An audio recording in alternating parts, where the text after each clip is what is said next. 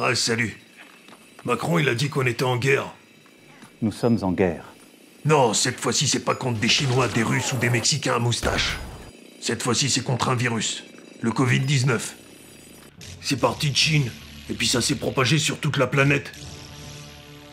Les Chinois, ils ont appliqué un confinement total depuis janvier. Alors que nous, en France, le gouvernement, il nous envoie sa porte-parole nous raconter de la merde. Alors d'abord, est-ce que vous avez acheté des masques pour vous et vos enfants? Ah non, pas du tout. Non mais vous rigolez, Il n'y a pas de panique à avoir. On prend des mesures au fur et à mesure étayées scientifiquement. Et il ne faut pas avoir peur d'aller aux élections. C'est un très beau moment démocratique. Donc, il ne faut pas ne pas aller voter parce qu'on a peur du coronavirus. À voter. Y a plus de place dans les hôpitaux. On sait plus où mettre les malades. Et quand le personnel hospitalier y manifestait sa colère par rapport au manque de moyens, On travaille comme des robots, c'est-à-dire qu'on fait les tâches à la chaîne. Et il y en a marre, on n'en peut plus, on est à bout, Madame Buzyn, on est à bout. Les infirmières françaises sont moins bien payées que les autres. La France arrive 12e derrière le Luxembourg, les États-Unis, les Pays-Bas, l'Islande, la Suisse, la Belgique. Et la réponse d'Agnès Buzyn, la ministre de la Santé, ça a été de détruire l'hôpital public avant de partir. Nous sommes en guerre.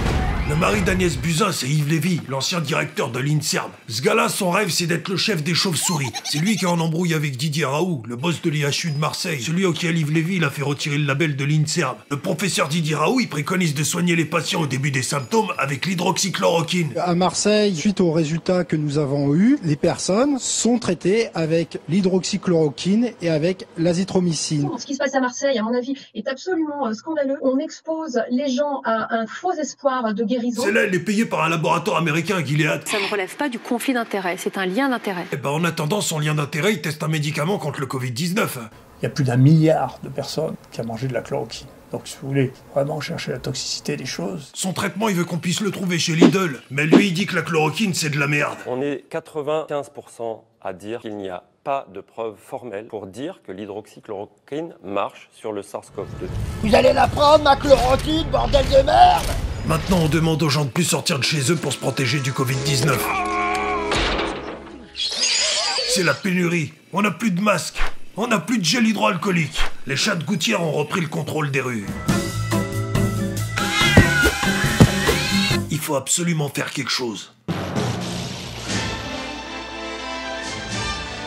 Il y a une liaison entre les deux, non? C'est-à-dire que...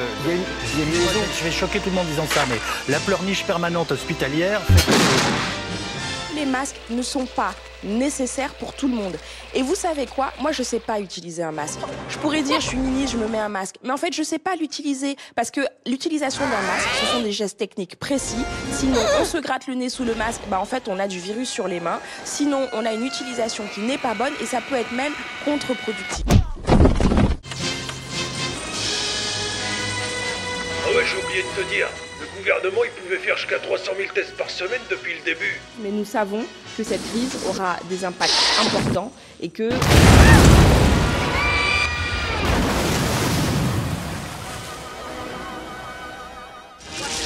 Je veux, au-delà des désaccords, commencer par le...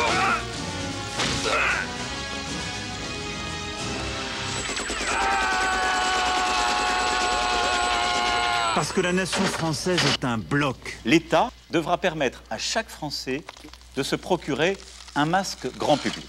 Le 11 mai, nous serons en capacité de tester toute personne présentant des symptômes.